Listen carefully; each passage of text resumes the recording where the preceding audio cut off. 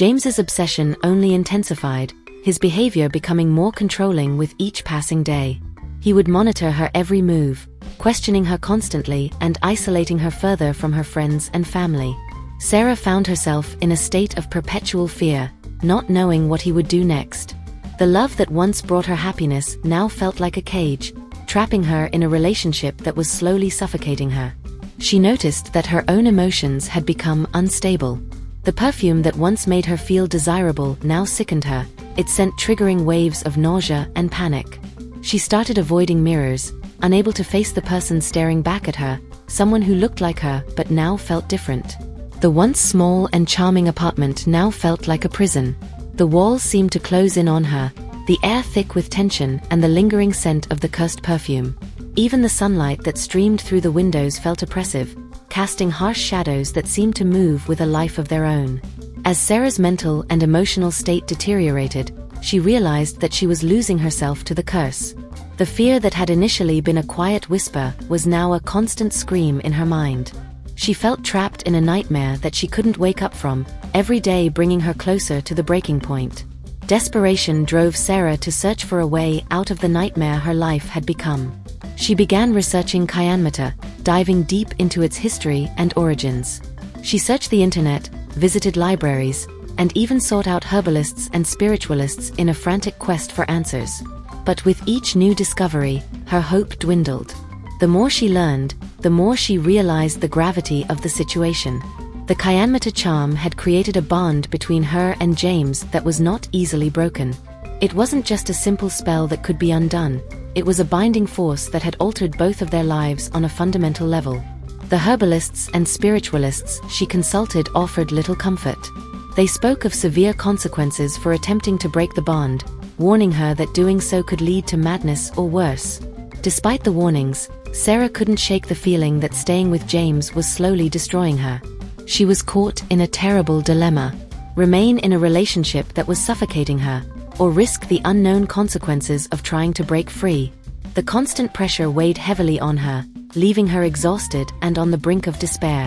She began to notice the toll the curse had taken on her physical health. She was constantly fatigued, her appetite vanished, and dark circles formed under her eyes. Even her once glossy hair began to lose its luster, becoming brittle and dull. It was as if the life was being drained out of her, leaving behind a hollow shell.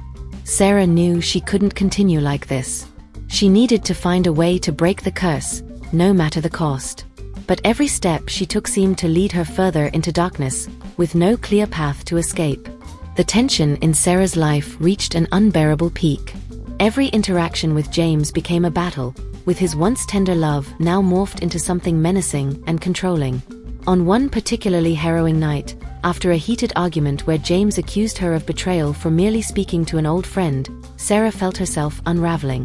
The walls seemed to close in on her, the shadows in her room twisting into shapes that echoed her fear and despair. With her hands shaking and tears streaming down her face, she seized the bottle of perfume that had started it all. Without thinking, she hurled it against the table with all her might, watching as it shattered into hundreds of tiny shards. For a brief moment, she felt a flicker of relief, as if she had broken free. But that relief was short-lived. The shattered pieces of glass on the table seemed to mock her, and a cold dread settled in her chest. The curse wasn't tied to the bottle alone. It was far deeper and more insidious. As if confirming her fears, James's behavior grew even more erratic in the days that followed. His eyes, once warm and full of affection, now looked at her with an unhinged intensity. Sarah realized with horror that destroying the bottle hadn't severed the curse, it had only agitated it further. Sarah's life quickly spiraled out of control after the bottle's destruction. The pressure of the curse bore down on her, stripping away the things she held dear. At work, she struggled to focus, her mind consumed by the turmoil at home. Her performance dwindled, and soon, her boss called her into the office to deliver the devastating news: she was fired. The job that had once brought her a sense of purpose and stability was gone. Isolated and drowning in her own despair, Sarah found her friendships fraying. Her closest friends began to pull away, confused and frightened by the changes in her. She had become a shadow of her former self, haunted and withdrawn. Even when she tried to explain, words failed her. How could she describe the nightmare she was living, the curse that had entangled her in its web? Meanwhile, James's obsession grew darker. He became more aggressive, his love twisted into something possessive and dangerous. He monitored her every move, questioning her relentlessly about her whereabouts and accusing her of infidelities she hadn't committed. Sarah knew she had to escape, but every attempt to distance herself from James was met with an invisible force that seemed to pull her back, as though the curse had taken root in her soul. Just when Sarah was on the verge of giving up entirely, she encountered an old woman in the market, her face lined with age and wisdom. The woman seemed to notice Sarah's despair, and with a kind yet knowing gaze, she approached her. "Child," the old woman said softly, "you carry a heavy burden. Tell me your troubles." Something about the woman's presence gave Sarah a sense of safety she hadn't felt in months. She poured out her story, describing the curse, James's transformation, and her own descent into darkness. The old woman listened carefully, her eyes filled with a deep understanding. "There is a way to break the curse," the woman finally said, "but it will not be easy. You must confront the truth of your actions and make peace with the pain you have caused. The curse feeds on guilt and regret. To free yourself and the man you love, you must face these emotions head-on and let them go." Sarah's heart fluttered with a mixture of hope and fear. She was willing to do anything to rid herself and James of this nightmare, even if it meant facing the darkest parts of herself. The old woman took Sarah to her small home, where the air was thick with the scent of burning herbs and the hum of ancient chants. The walls were lined with shelves filled with strange objects, jars of dried plants, bundles of feathers, and stones. In the center of the room was a low table, upon which the old woman began to arrange various items for the ritual. As Sarah sat before the table, the old woman handed her a small, intricately carved bowl filled with a bitter-smelling liquid. "Drink this," she instructed, "and let the darkness within you rise to the surface." The liquid was foul, and as it went down, Sarah felt a wave of nausea and dizziness. But soon, her mind began to flood with memories.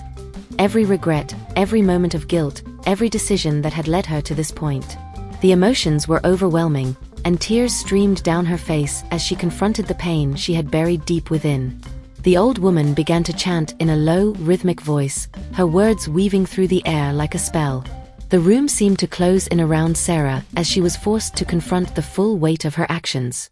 She saw James's face, not as it was now, but as it had been when they first met, full of love and light. And then she saw the change, the darkness that had taken hold, not just in him, but in her as well. With a final, heart-wrenching cry, Sarah let go of the past. She begged for forgiveness, from herself, from James, and from whatever forces had entwined their fates. The air in the room seemed to shift, growing lighter, and for the first time in months, Sarah felt a sense of peace. The ritual had drawn out the poison that had tainted their love, and she could feel the curse beginning to lift. In the days that followed, the effects of the ritual became evident. James began to change, the obsessive intensity in his eyes fading into confusion and sorrow. He didn't fully understand what had happened to him, but he knew something had gone terribly wrong. He and Sarah spoke little in those days, each absorbed in their own thoughts and emotions. Eventually, they made the mutual decision to part ways. It was a painful choice, but they both knew it was necessary. They needed time to heal, to rediscover who they were outside of the nightmare they had lived through. James returned to his family, seeking solace and comfort in their familiar presence. Sarah, on the other hand, focused on rebuilding her life. Piece by piece, she put herself back together. She reconnected with her family, who welcomed her back with open arms, relieved to see the light returning to her eyes. She found a new job, one that brought her a sense of fulfillment and allowed her to start fresh. Slowly, the joy she had lost began to creep back into her life. But the scars of the past remained. Sarah carried them with her as a reminder of the danger of tampering with forces beyond her understanding. She knew she had been fortunate to escape the curse's full grasp, but she also knew she would never be the same. Months later, Sarah found herself back in the same cafe where her story had begun. She sat by the window, watching the bustling city outside, the same city that had seemed so cold and unwelcoming during the darkest days of her ordeal. But now it felt different, alive, vibrant, and full of possibilities. As she sipped her coffee, Sarah reflected on the journey she had been through. She had faced her fears, confronted her mistakes, and emerged stronger for it.